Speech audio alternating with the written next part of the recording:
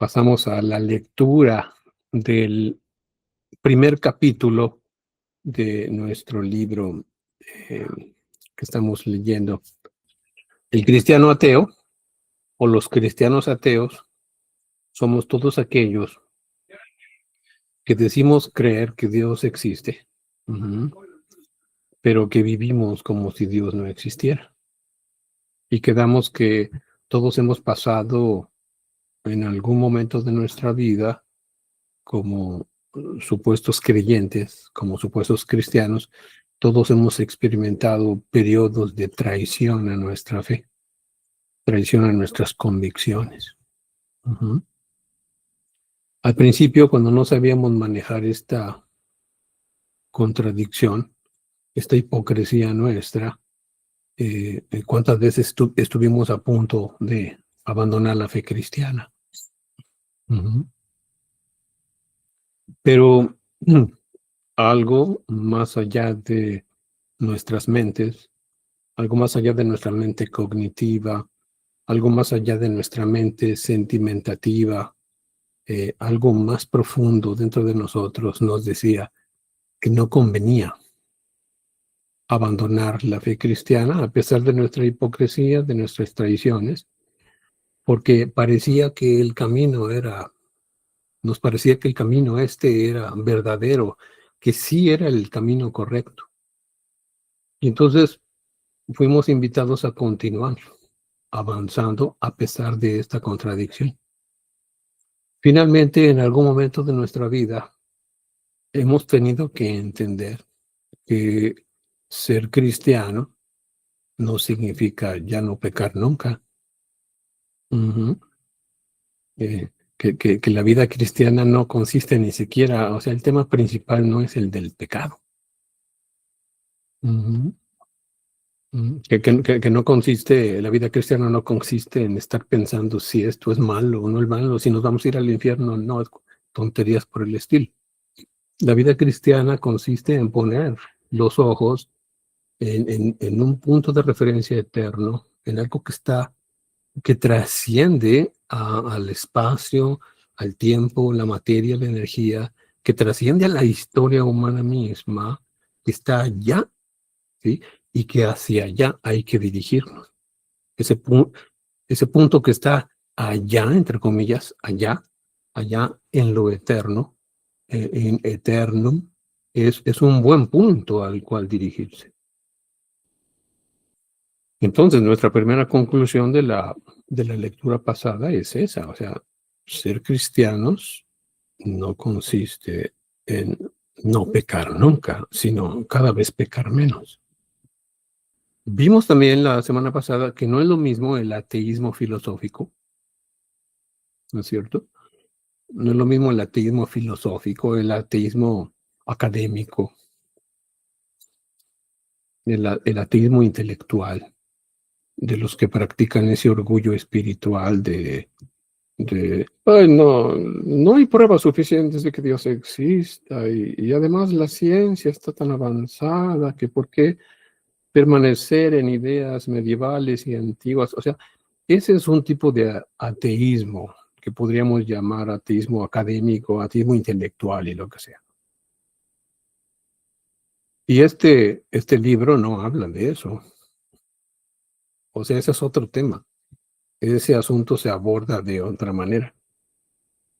No, aquí estamos hablando de otro tipo de ateísmo, del ateísmo que se practica dentro de lo que se denomina el cristianismo o el ateísmo que se practica dentro de las iglesias cristianistas, el ateísmo que se practica dentro de las comunidades cristianas, o sea, el ateísmo que practicamos nosotros los cristianos. Y dice así, capítulo 1, cuando crees que Dios existe, pero en realidad ni lo conoces. Craig, tienes que conocer a esta chica. Es rara como tú. Quiero decir, es una fanática de Dios. Está loca por Dios. Oh, bueno, rara como tú no era una de las cualidades que más buscara en una chica, pero como tanta gente me hablaba de Amy, pues pensé que debía conocerla. Estaba terminando la universidad y oraba a diario pidiendo conocer a alguien que tuviera la misma pasión por Cristo. Y por lo que me decían, Amy era todo lo que yo soñaba e incluso más. Nuestra relación comenzó con varias llamadas telefónicas antes de que por último nos conociéramos en persona. Alguien le había dicho a Amy que me parecía a Tom Cruise. Sin embargo, cuando abrió la puerta y me vio por primera vez, ay, pues su expectante sonrisa desapareció. Supongo que no me veo exactamente como Maverick de Top Gun, aunque sí tengo cabello oscuro y nariz grande. Esa noche fuimos a un estudio bíblico que Amy lideraba para varias chicas de la secundaria. Era asombrosa y me cruzaron por la mente todas esas frases hechas sobre el amor y cosas por el estilo. Cuando oró por sus chicas, me pareció que el cielo se abría. Mientras cantaba canciones de adoración, el tiempo se detenía. Uy, y cada vez que me miraba, alababa a Dios y me derretía al mismo tiempo. Era divertida, leal, sincera. Y eso sin mencionar que en la escala del 1 al 10 equivalía a unos 498 millones. Y así es todavía. Recuerdo haber pensado, ay Dios, sí que eres bueno. Buen trabajo, ¿eh? No cabía en mí la emoción. Y siempre intentaba dar una buena impresión, mostrando al mejor Craig. Usaba mis camisas más nuevas, me ponía colonia de más, lavaba el auto, además de grabar la mejor música, una combinación de canciones cristianas y románticas de la década de 1980. Sin embargo, sobre todas las cosas, intentaba asegurarme de dar lo mejor de mí en lo espiritual, orando constantemente para tratarla con honor y pureza. 6 meses después de conocer a Amy, le propuse matrimonio en la iglesia, frente a nuestros seres queridos. Afortunadamente aceptó, pues la otra opción hubiera sido muy incómoda. Y bueno, nos casamos 5 meses más tarde. Eso fue hace 19 años, por lo que nuestro matrimonio ha alcanzado la edad oficial para salir de casa e ir a la universidad. En todos esos años he llegado a conocer a Amy más que cualquier otra persona en el mundo. Si hay, si hay 40 mujeres en una habitación hablando todas al mismo tiempo, yo enseguida puedo distinguir su voz. Si entro en un salón lleno de gente, mis ojos le encuentran al instante. Conozco su perfume y con solo olerlo pienso en ella durante el resto del día.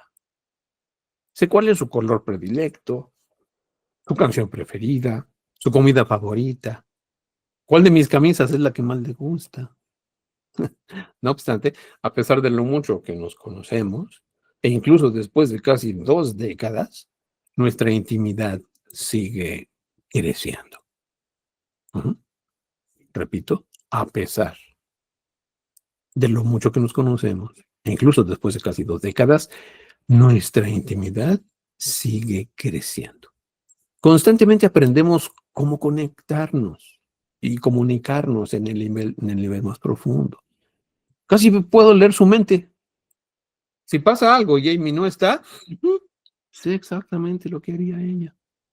Conozco sus valores, sé cómo procesa las decisiones. Compartimos una historia, anécdotas, experiencias y muchos hijos. Nos amamos, pues. Creemos el uno en el otro. En 2 palabras, nos conocemos. Una reciente encuesta de Gallup informa que el 94% de los estadounidenses afirman creer en Dios. ¿Sabían eso?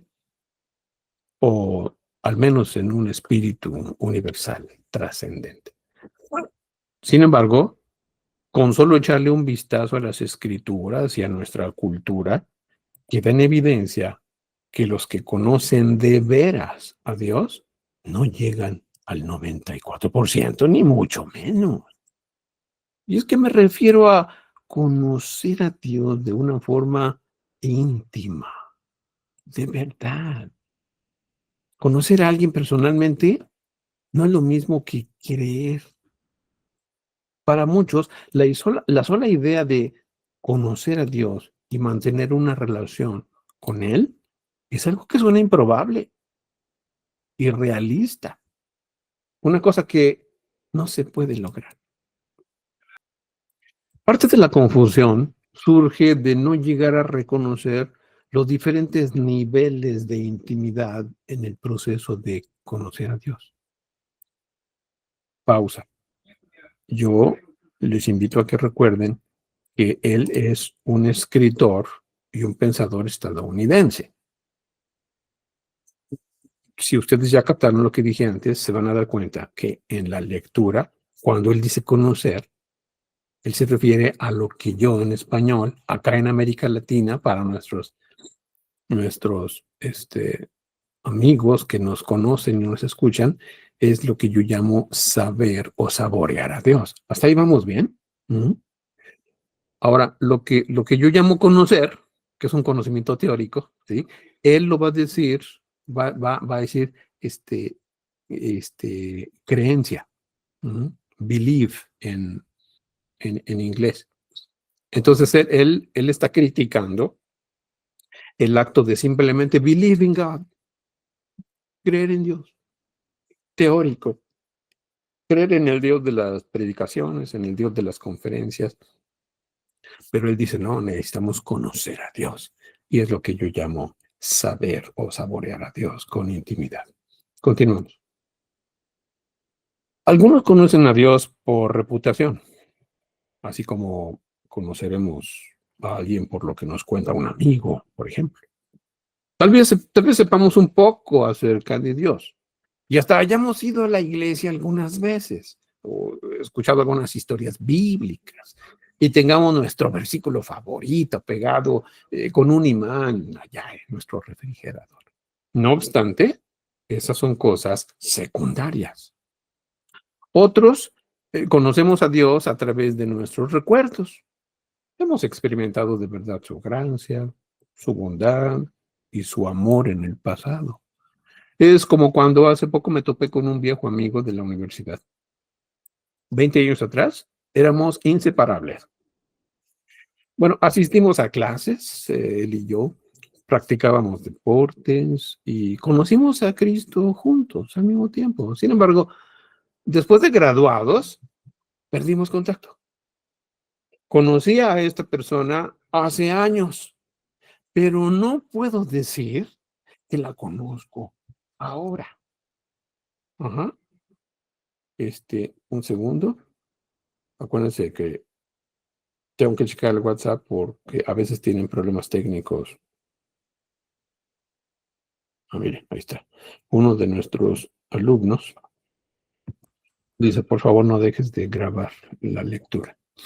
Les iba a preguntar, no sé si a ustedes les ha sucedido algo semejante, ¿no? De que descubres que a la persona que conocías ya no la reconoces. Digo, porque se supone que la conoces, pero ya estás después de 20 años frente a otra persona. Yo personalmente, su servidor Armando, yo sí creo que después de 20 años, y conste que no es imposible esto, O sea, después de 20 años, no puedes decir es la misma persona. En 20 años uno puede cambiar horrores. O sea, es decir, muchísimo. Y bueno, a eso se refiere. Y algunos de nosotros conocemos a Dios íntimamente. Y justo aquí, y justo ahora. Bueno, este es el tipo de conocimiento amoroso que Dios nos promete cuando lo buscamos. Ustedes pueden checar ahí en el Antiguo Testamento, en Deuteronomio 4:29, con el profeta Jeremías 29:13. Sería maravilloso que después de la lectura ustedes fueran a buscar estos pasajes en Mateo 7 y en Hechos 17. Y es que cuando tenemos sed de Dios, Él satisface ese deseo. Y cuando continuamos buscándolo, llegamos a conocerlo cada vez más íntimamente. Si oímos la voz de Dios, la reconocemos al instante.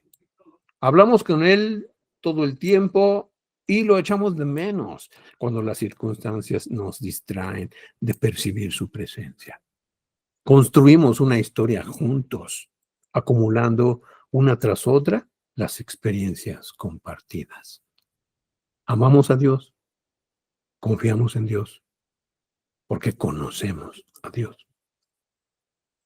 No sé si ustedes han experimentado esto, pero llega un momento, hermanos, amigos, simpatizantes de nuestro ministerio, puede llegar un momento en que nosotros estemos o tan inmersos en nuestro trabajo secular, ese que solo produce dinero, cosas materiales, que, que si ya tenemos una relación íntima con Dios, lo extrañamos. Uh-huh. Dice, ya no aguanto, necesito retirarme, hacer mi retiro para estar a solas con Dios. O sea, aún viviendo una vida espiritual, aún viviendo en el campo de la espiritualidad, de la cultura del espíritu, ¿sí? Nosotros podemos estarnos desviando hacia las cosas que son meramente pasajeras, transeúntes, materiales, instrumentales, etcétera. Y qué bueno que podemos decir, wow, con todo y que trabajo en la espiritualidad cristiana, por ejemplo, que es donde yo me desarrollo, sí, es increíble, pero yo extraño a Dios. Así es que ahí se ven libros, ahí se ven artículos, sí, ahí se ven suscriptores, ahí se ven hermanos, ya no los soporto, váyanse de aquí. ¿Por qué? Porque necesito recogerme, necesito dejar de pensar, necesito dejar de escribir, porque Dios no está en el libro. Dios, o sea, Dios no está en el libro, Dios no está en la actividad fulana, ¿no? Es Dios está en la intimidad. Uh-huh. Nada más les recuerdo aquel pasaje en donde el profeta buscó a Dios en el terremoto y Dios no estaba, buscó a Dios en la tormenta y Dios no estaba en la tormenta, buscó a Dios en el tsunami, creo, y no estaba, y fue a encontrar a Dios, ¿dónde? En un suave silbido. Uh-huh. A eso se está refiriendo Groucho. Continúo. Tal vez están pensando, creo en Dios, ¿no es eso suficiente? Es decir, muchas personas no creen en Dios, pero yo sí. ¿No es eso lo que Él quiere de mí? Y bueno, todas estas son preguntas justas. No obstante que creamos en Él, no es todo lo que Dios quiere de nosotros. El libro de Santiago, en el Nuevo Testamento, afirma que aún los demonios creen en Dios. Sin embargo, tiemblan, porque saben que desde el punto de vista relacional, ¿sí? Ya lo subrayaron, desde el punto de vista relacional, están separados de Él. Uh-huh. Eh, Santiago, eso está en Santiago 2:19, por los que quieran checarlo. Obviamente, la fe cristiana es mucho más que solo creer en Dios. Y aquí aprovecho para hacer un comercial. Dios y sus ateos teóricos y prácticos. A ver, ya lo estoy poniendo. Ahí está. Escribimos este breve ensayo, no crean que es un libro muy grande, que se llama Dios y sus ateos teóricos y prácticos. Consideraciones sobre ateísmo moderno, ateísmo postmoderno, ateísmo cristiano y ateísmo no cristiano. Aquí en este ensayo es donde promovemos la idea de que la existencia, mucha atención, o sea, el cristianismo religioso, el cristianismo racionalista, o sea, el cristianismo que se dejó envolver por el racionalismo del movimiento ilustrado del siglo XVIII, terminó creyéndose la idea de que la existencia de Dios era lo más importante por comprobar, ¿no? A ver, ¿cuáles son sus evidencias? Decía el evidencialismo iluminista. ¿Cuáles son sus evidencias? A ver, de que Dios existe. Y cayeron en la trampa. Y desde entonces se fundó este movimiento de la apologética, que empezó a hacer su colección de pruebas de la existencia de Dios. Pero nosotros, los que ya superamos esa etapa infantil, nosotros ya nos dimos cuenta de que la existencia ni siquiera es el atributo principal de Dios. ¿Para qué andarle comprobando la existencia a gente que si tú le das 10 argumentos así superpoderosos acerca de la existencia de Dios y le preguntas, ¿ya crees? Te va a decir, no. ¿Por qué? Pues porque va a tener una objeción más. Ajá. Va a tener una objeción más. ¿Por qué? Porque su problema no son los argumentos en favor de la existencia de Dios. No, el punto es que esa persona es atea porque no quiere creer en Dios. O sea, aunque le traigas a Dios y le digas, mira, aquí está Dios, aquí está su mano, mira, la jalé desde el cielo, ¿ya crees en Dios? Te va a decir que no, porque que la increencia es una decisión, hermanos, amigos. Bueno, perfecto. Cierro mi comercial. Ok, cierren sus micrófonos y continuamos. Dice así. Ok. Mientras crecía, los miembros de mi familia eran lo que llamo cristianos culturales. Asistíamos a la iglesia en la Navidad y Pascua, ayudábamos a los vecinos en sus necesidades, donábamos ropa y comida enlatada, orábamos en la cena del Día de Acción de Gracias. No obstante, básicamente eso era todo. Cristianos culturales, acuérdense. Eso es todo lo que hacen los cristianos culturales. Aunque creían en Dios, todo lo que sabía eran algunas cosas sobre él. Y muy pocas, por cierto. No lo conocía. Y puesto que no conocía, se refiere a conocer íntimamente a Dios, de la forma en que se conocen los buenos amigos, o como se conocen los esposos, ¿sí? Vivía según mis propias reglas. Mis acciones revelaban la ausencia de un conocimiento íntimo de Dios. En 1 de Juan capítulo 2, en el Nuevo Testamento, se nos indica lo siguiente. ¿Cómo sabemos si hemos llegado a conocer a Dios? Bueno, si obedecemos sus mandamientos. Porque el que afirma y dice, yo lo conozco, sí, pero no obedece sus mandamientos, es un mentiroso. No tiene la verdad. ¿Suena un poco duro? Bueno, yo prefiero pensar que es una declaración directa y honesta, pronunciada con sinceridad por alguien que en verdad se preocupa y quiere lo mejor para nosotros. Debemos tener en mente que los mandamientos de Dios son amorosos. Lo que Él les pide a sus hijos que hagan, como por ejemplo practicar la justicia, amar la misericordia, vivir con humildad, etcétera. Eso es lo que desea que hagamos siempre, o al menos en nuestros mejores momentos. Fuimos creados para ser ejemplos vivientes del amor de Dios para un mundo que sufre. Dios, Dios sí se interesa por cómo vivimos.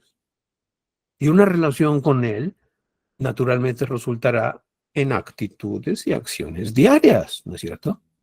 Así que, si pareces bueno, eres bueno, ¿verdad? Pues, ¿qué crees? Tal vez no. Conocer a Dios puede conducir a un estilo de vida positivo, sí, pero lo inverso no siempre es cierto. Nuestras acciones visibles por sí mismas no prueban que disfrutemos de qué cosa, de una relación íntima con Dios. Solo porque hagamos el bien, eso no significa que conozcamos a aquel que es el bien. Como cuando vi a Amy por primera vez. Al principio, pues no la conocía, pero intentaba llegar a conocerla. Pero si no me esforzaba, no nos habríamos conocido de veras. Tenemos que hacer un esfuerzo para llegar a conocer a Dios. A Dios le interesan no solo nuestras acciones, sino nuestros corazones. Y en particular, nuestra actitud hacia Él. Esas buenas acciones que hacemos surgen porque lo conocemos o vivimos como si Dios solo se remitiera a observar y marcar en su lista celestial las casillas de los logros que vayamos alcanzando. Ah, muy bien, palomita, mira qué bien te portaste, palomita. ¿Obtuviste una estrella por ir a la iglesia? ¿O ya te puso Dios una palomita por ser amable? ¿Por donar dinero a una obra de caridad? Miren, algunos intentamos ganarnos la aceptación de Dios sin conocer en verdad su corazón. Y cuando se acabe la vida, Jesús les dirá a estas personas: no quisiste una relación conmigo, vete. Hay una gran cantidad de gente con buenas intenciones que creen en Dios, pero no lo conocen realmente. Muchos solo representan un papel. Y muchos pensamos que somos cristianos porque, bueno, porque es distinto a ser budista. Creemos en Dios, pero nuestras vidas no reflejan quién es Él en realidad. ¿Has oído hablar de George Brett, el legendario tercera base del Kansas City Royals? Bueno, cuando era pequeño, Brett coleccionaba todas las tarjetas de béisbol de George Brett y sabía todo sobre él. O sea, cuando era pequeño yo, Craig, ¿sí me explicó? Tal vez no se entendió. Cuando yo era pequeño, coleccionaba todas las tarjetas de béisbol de este beisbolista, George Brett, y sabía todo sobre él. Y en 1988 jugué en el Campeonato Nacional de Tenis de la NAIA, en la ciudad de Kansas. Y mientras caminaba por la ciudad, vi a George Brett sentado a la mesa de un café junto a la calle. No pude evitar llegarme hasta allí y tenderle la mano. Hola, sé que esto debe sucederle todo el tiempo, lo siento. Sin embargo, no puedo dejar de decirle que usted es genial. En 1980 bateó .390, casi supera los .400, lo cual habría roto el récord de Ted Williams en 1941. Y en solo 117 juegos impulsó 118 carreras. Es genial. Bueno, yo sé que estuvo repetitivo, pero pues me sentía muy nervioso. Estaba Brett. Ahora bien, yo en realidad, yo no conocía a George Brett. No, lo que poseía era mucha información acerca de él. ¿Ya lo subrayaron? Información acerca de él. Voy a subrayar. Información acerca de él. Y había oído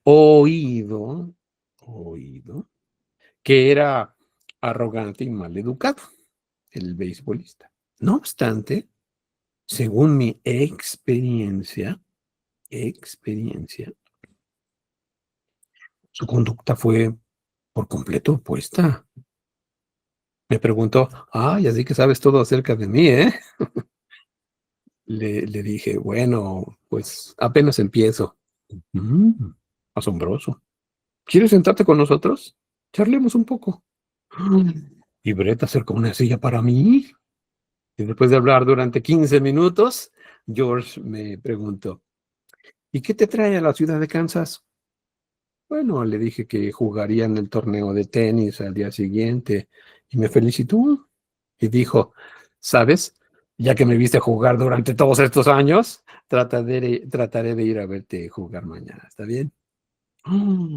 Bueno, pues al día siguiente gané el título nacional y George Brett estuvo en primera fila, alentándome. Aquí correspondería oscurecer gradualmente la escena al son de alguna música etérea, porque yo me sentía. Bueno, eso no sucedió en realidad, aunque habría sido un final grandioso, ¿no? Lo que ocurrió fue que George no se apareció para mí. Y yo perdí en la segunda ronda y volví a casa alicaído y triste. Esa fue la realidad. Técnicamente podría decir que no conocía a George Brett, ya que había conversado con él ese día. Sin embargo, es obvio que no lo conozco de veras. Dice, sin embargo, es obvio, dice, que no lo conocía de veras. Si alguien le mencionara ese encuentro conmigo en la ciudad de Kansas, lo más probable es que no lo recordara en absoluto. Vayamos ahora hacia atrás en el tiempo, rebobinando unos 2000 años.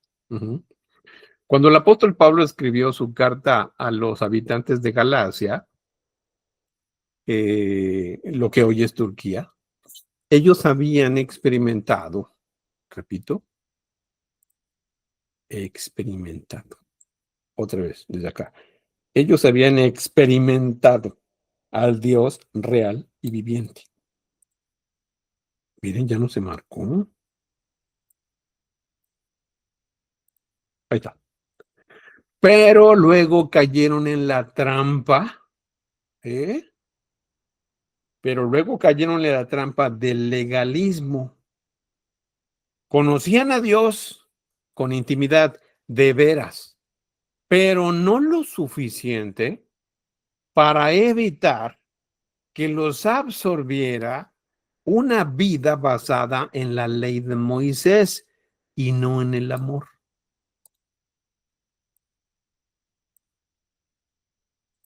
Si van siguiendo la idea. En Gálatas capítulo 4, del versículo 8 al 9, Pablo escribió lo siguiente, y pongamos atención. Dice, antes, cuando ustedes no conocían a Dios, se refiere a conocer íntimamente a Dios, de veras, dice Craig, eran esclavos de los que en realidad no son dioses. Pero ahora que conocen a Dios, o más bien que Dios los conoce a ustedes, ¿sí? ¿Cómo es que quieren regresar a esos principios ineficaces y sin valor?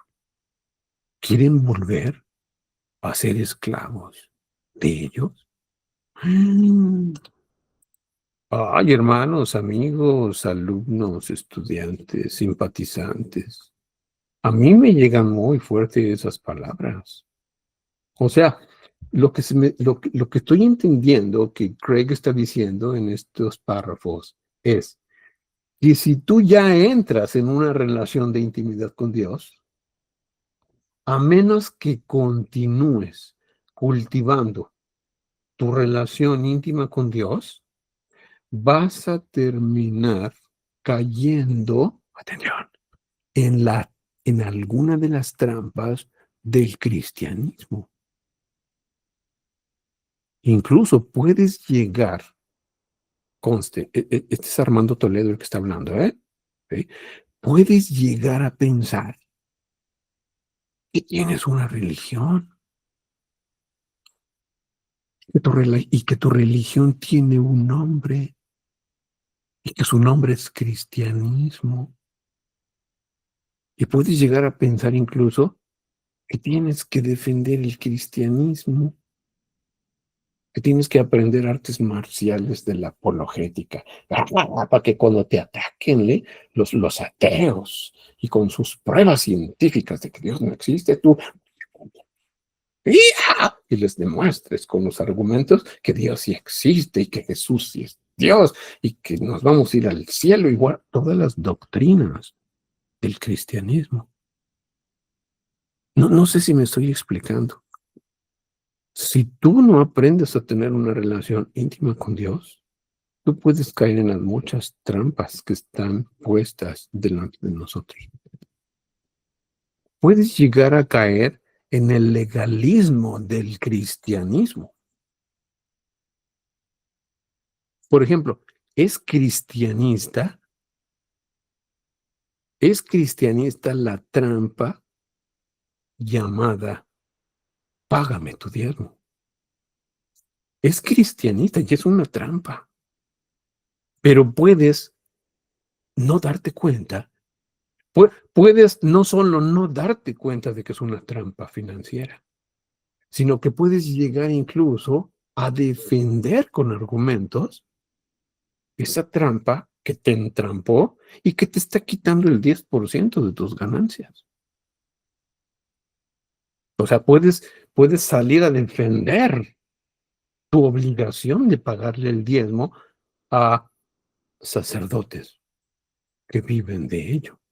Nada más por poner un ejemplo, pero hay muchos ejemplos de trampas de las cuales está llena el cristianismo, la religión del cristianismo. Una religión, por cierto, que Jesucristo jamás fundó, que los apóstoles jamás fundaron, que el apóstol Pablo jamás fundó, ¿sí? Y que vino a existir el cristianismo a partir del siglo IV, creo, después de Cristo. En fin. Entonces, ¿qué hacemos para no caer en las trampas, tanto del mundo secular como del mundo religioso? Es cultivamos nuestra relación con un Dios que nos liberó a través de la obra de Jesucristo. Y que, como dice el apóstol Pablo, somos libres para servir a Dios, no para servir a las religiones con sus leyes.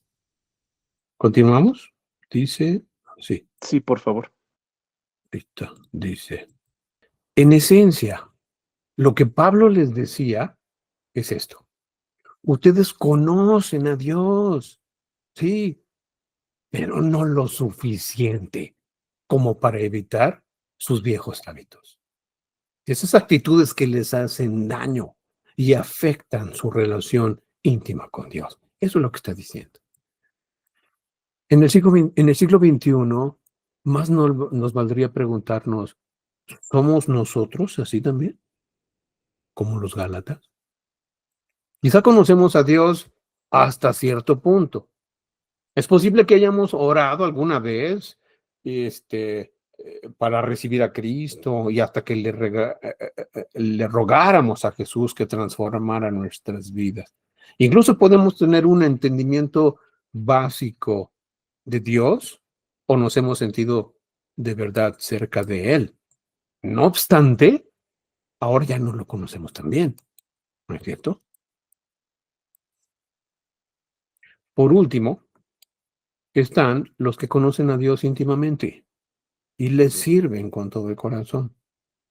En mi caso, sé que eso es lo que sucede cuando me vuelvo cada vez más consciente de su presencia en mi vida, de su provisión, de su poder y su paz. No siento que Dios esté allá afuera, ¿no?, esperando que le envíe una oración a cada rato. Es más como una conversación continua. Hola Dios, oye, ¿qué te parece esto? Y sinceramente creo que Dios me habla a través de su palabra escrita y a través de su espíritu. De alguna manera, mi espíritu está conectado a Él y oigo lo que está diciendo. Es como un zumbido, como una conciencia constante de que a medida que se desarrolla mi día, Dios está dirigiendo las cosas y envía a las personas a mi vida. Eso es vivir con Dios. En otras ocasiones, tal vez no siento que Dios esté tan cerca, ¿no? Pero por fe sé que está conmigo. Más allá de lo que sienta, tengo la seguridad de que Dios nunca me abandona y tampoco te abandonará a ti. El salmista David describe su relación con Dios en el Salmo 63. En realidad, afirma que su experiencia de conocer al Dios personal crea, ¿qué cosa? Un anhelo profundo de conocer a Dios más íntimamente todavía. El versículo 1 del capítulo 63 comienza diciendo, oh Dios, tú eres mi Dios. Ujú. O sea, no eres el Dios de otro, alguien de quien acabo de oír. No, eres mi Dios. Y continúa diciendo, yo te busco intensamente. Mi alma tiene sed de ti. Todo mi ser te anhela, como la tierra seca, extenuada y sedienta. Y en este mundo, hermanos, no hay nada que me satisfaga. Si estoy hambriento, como, pero luego volveré a sentir hambre otra vez. Pero Dios, solo Dios puede satisfacerme por completo. Te amo tanto, Dios, que me duele. Necesito más de ti. ¿Has sentido ese tipo de amor por alguien? Como cuando no están juntos, la impaciencia por estar de nuevo con esa persona te consume, ¿no es cierto? Si estoy separado de Amy, siento impaciencia por volver a oír su voz. Ahora imagina eso con Dios. Y el salmista sigue diciendo, te he visto en el santuario y he contemplado tu poder y tu gloria. Fíjense, te he visto, te conozco y al verte te reconozco, sé cómo te ves, tu poder y tu majestad sin límites, el destello de tu esplendor, tu belleza, todo eso es más de lo que podría imaginar o describir. El versículo 3 dice así, dice, tu amor es mejor que la vida. Por eso mis labios te alabarán. ¿Mejor que la vida? Él está diciendo que si tuviera que elegir entre tener el amor de Dios y ver morir o perder el amor de Dios y seguir viviendo, él preferiría morir. Siguiente versículo dice, te bendeciré mientras viva y alzando mis manos te invocaré. O sea, jamás volveré a ser el mismo. Es lo que está diciendo. He sido transformado y la experiencia me abruma y sobrepasa mi entendimiento, dice el salmista. No siento vergüenza de hacer lo que sea para expresarme delante de ti. Incluso delante de los demás, ¿eh? Le puedo agregar allí. No puedo mantener las manos a los costados, así. No, quiero elevarlas hacia ti. Sonreiré. Echaré la cabeza hacia atrás y me regodearé en tu gloria magnífica. Hermanos, ¿no les ha tocado a ustedes estar en un restaurante comiendo con hermanos en la fe? Y preguntan, ¿quién quiere dar gracias? ¿Quién quiere orar? Yo se los pregunto esto porque yo lo viví, ¿eh? O sea, ¿quién quiere orar? Y dice, ay, manita, falta que me digan a mí. Que yo ore, y aquí con tanta gente, mira, el restaurante está lleno, y yo orando, ¿qué va a hacer? Bueno, uno se pone así porque no conoce a Dios, igual que los otros del restaurante. Bueno, tal vez no tanto, ¿no? Tal vez en el restaurante la mayoría sean ateos de algún tipo, ¿verdad? Y yo que no quiero orar, nada más soy ateo cristiano, nada más. Pero dejar de ser ateos, hermanos, ¿sí? No es que tengas valor para hacer una oración en público, aunque todos te vean. No, no, no. Dejar de ser ateos, como lo estamos viendo en esta lectura, es conocer cada vez más íntimamente a Dios y decir, no, no es posible sentirse avergonzado de tener este Dios que me da mucho más de lo que me da mi esposa, de lo que me da mi trabajo, de lo que me da mi sociedad, de lo que me da la universidad, de lo que me da la cultura. Este es de la verdad. Él sí es real. Y entonces, cuando tú conoces a Dios de esa manera tan íntima, y estás en el restaurante y alguien dice, ¿quién quiere orar? La verdad, no tienes que esperar a que alguien te diga, Armando, ¿quieres orar? No, tú dices, yo, por favor, permítame orar a mí, dirigirme a mi Dios, de quien estoy enamorado. ¿Sí? Y si me ven los demás, pues que aprendan. Y hay un Dios real en mi vida, que puede también estar en su vida. Y es cuando estás en medio de la multitud y sí, la gente te voltea a ver, ¿eh? Y dices, qué bueno, ¿sí? El Señor te damos gracias, te vas a avergonzar de la persona a quien más amas. Es como si yo me avergonzara de platicar con Margarita en un restaurante. No, al contrario, quiero que vean qué chula es, me explico. Este, y que vean que me llevo bien con ella, ¿no? Y que no estamos peleando en la mesa. No me gusta. Entonces así es con Dios también. O sea, si tan solo conocieras a mi Dios. Claro, nos avergonzamos cuando somos cristianistas, o sea, cuando somos cristianos ateos, o como cuando somos ateos de tipo cristiano. La mayoría de los historiadores de la Biblia concuerdan en que también fue David el que escribió el Salmo 9, versículo 10, el cual dice, en referencia a Dios, en ti confían los que conocen tu nombre. ¿Cómo llamas a Dios? La forma en que te diriges o te refieres a Él podría revelar la profundidad de tu intimidad o la falta de intimidad con Dios. ¿Quiénes leyeron mi artículo, por ejemplo, que se titula ¿Tú o usted? ¿Cómo dirigirse a Dios? ¿Quiénes lo han leído? Ahí exploro en ese articulito justamente esta idea. Uh-huh. Quien, quien se dirige a Dios como usted, pues sí, agradecemos su respeto. Uh-huh. A Dios, sí, pero reconocemos también su distancia. Uh-huh. Alguien podría decir, es que yo a mi papá le hablo de usted. Pues sí, qué bueno. Gracias por el respeto. Pero puede haber un problema allí, un problema de distanciamiento. Porque con un papá que te besa, te acuchurra, te hace saltar con los brazos, te mira y te sonríe, no hay por qué decirle a usted.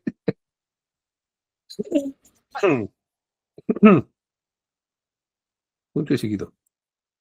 Quiero ilustrar esto. La forma en que me llamas revela a las claras hasta dónde me conoces. O si me conoces siquiera. Suena el teléfono y respondo. Y del otro lado me dices, buenas tardes, señor Grushul. Quiero hablarle sobre su servicio telefónico. Bueno, una cosa es evidente, no me conoce. Ni siquiera sabe cómo se pronuncia mi apellido. O digamos que mi esposa y yo estamos en un restaurante y le doy mi apellido a la recepcionista mientras esperamos por una mesa. Uh-huh. Pasan unos minutos y la joven llama. Rochelle, 2 personas, por aquí, por favor. La recepcionista conoce mi nombre y sabe pronunciarlo. Con todo, acaba de verme por primera vez. No nos conocemos.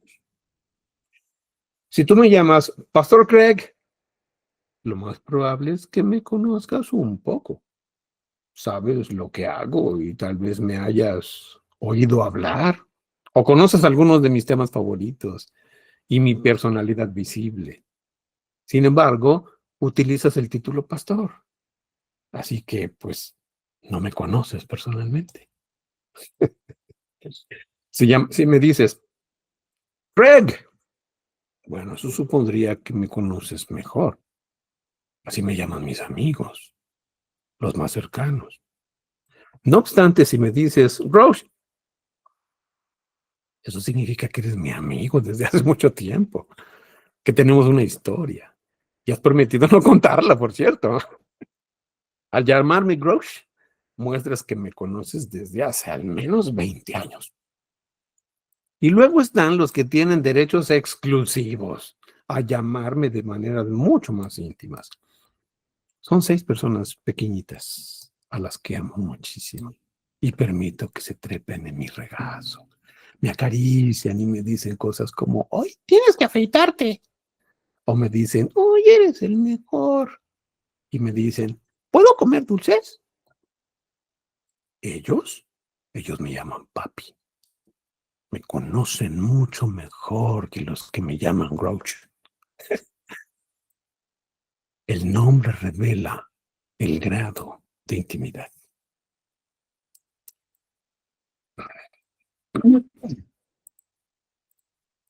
Ya se trabó. Ya se trabó. Otra vez se trabó. Te seguimos escuchando bien, Gracias, muy amables. sin problema. Ahí ya se regresó. Si conoces a Dios, lo más probable es que seas mucho más específico. Y las palabras que usas reflejen tu entendimiento preciso de Él. Tal vez Dios en su gracia... Micrófonos, por favor, micrófonos fuera, gracias. Repito, repito, para la edición. Si conoces a Dios, lo más probable es que seas mucho más específico y las palabras que uses reflejen tu entendimiento preciso de Él. Tal vez Dios en su gracia perdonó tus 20 años de pecados y en gratitud tú lo llamas Salvador. O cuando oras lo llamas sanador, ya que ha sanado tu corazón herido. O tal vez lo llamas consolador, porque te ha acompañado en tus malos momentos. O tal vez le llames fortaleza, roca, fuerza. Quizás hayas estado en un rincón sin tener a dónde ir, con los acreedores llamando a cada momento a ver cuándo me pagas y por eso le llamas proveedor. Y si eres mujer y te ha abandonado el hombre de tu vida, tal vez le quieras decir a Dios, esposo. Cuando te sientes solo, quizá le llames amigo. O tal vez no hayas tenido un padre terrenal a tu lado y para ti Dios es tu padre. ¿Cómo le llamas a Dios? Tu respuesta puede darte una pista de lo bien que le conoces o de lo que te falta conocerlo. Bueno, es hora de sincerarte contigo mismo y con Dios. ¿Lo conoces? Si es así, ¿cuánto lo conoces? Si reconoces sinceramente que no conoces a Dios, yo te entiendo. Durante mucho tiempo yo creía en Dios, pero no conocía a Dios. Y ahora sí lo conozco. Y me consume ese conocimiento de Dios. Conocerle hace que cada momento sea importante en mi existencia. ¿Te ha transformado Dios? ¿Has cambiado a causa de Él? Si no es así, tal vez seas un cristiano ateo. Lamentablemente nuestro pecado nos separa de Dios porque Él es santo. Y en su misericordia y gracia envió a su Hijo Jesús para que fuera el sacrificio perfecto por el perdón de nuestros pecados. Jesús, el Hijo de Dios que no tenía pecado, se convirtió en pecado por nosotros en la cruz. Él es el Cordero de Dios que murió en nuestro lugar. Romanos 3 dice, todo el que invoque el nombre del Señor será salvo. Y dice, todo el que invoque, ese te incluye a ti y me incluye a mí. Si conoces a Dios, si no conoces a Dios, perdón, puedes conocerle. Si antes estabas cerca de Dios, puedes volver a estar cerca de Dios. No es difícil conocer a Dios. Y no se trata de un conjunto de reglas o de conocimientos. Sí, Dios quiere tu obediencia, por supuesto, pero más que eso, desea tu corazón. Él afirma una y otra vez que si lo buscas, lo encontrarás. Puedes encontrarlo si lees tu Biblia. Él ha estado allí siempre. Y cuando empieces a buscarlo, descubrirás que ya está corriendo hacia ti, porque te ama demasiado. Conoce a Dios y permite que su presencia tenga impacto en cada área de tu vida todos los días. Y cuando lo conozcas mejor, ¿qué crees? Cambiarás. Una relación vibrante e íntima con Dios te dará poder para sanar las heridas del pasado, para perdonar lo que parece imperdonable y cambiar en ti mismo, en ti misma, todo lo que parecía imposible de cambiar. Caminar con Dios romperá el poder del materialismo en tu vida y te llevará a una vida absolutamente generosa. En lugar de vivir para ti mismo, así nomás para mí, y en lugar de vivir para el momento, vivirás para Cristo durante toda la eternidad. Tu corazón sufrirá por las mismas razones por las que sufre el corazón de Dios. Le servirás con fidelidad porque formas parte de la que es su esposa, o sea, la iglesia. En lugar de vivir bajo el tormento de las preocupaciones y el miedo, aprenderás a experimentar la paz, la gracia y la confianza. Y al conocer cada vez más a Dios, vivirás con valentía para Él, hablándoles a los demás de tu fe con todo entusiasmo, preocupándote cada vez menos de lo que piense la gente, de que tú seas cristiano. Conocer a Dios hace que quieras hablarles de Él a los demás. Conoce a Dios. Cuando lo hagas, jamás volverás a ser lo que antes era.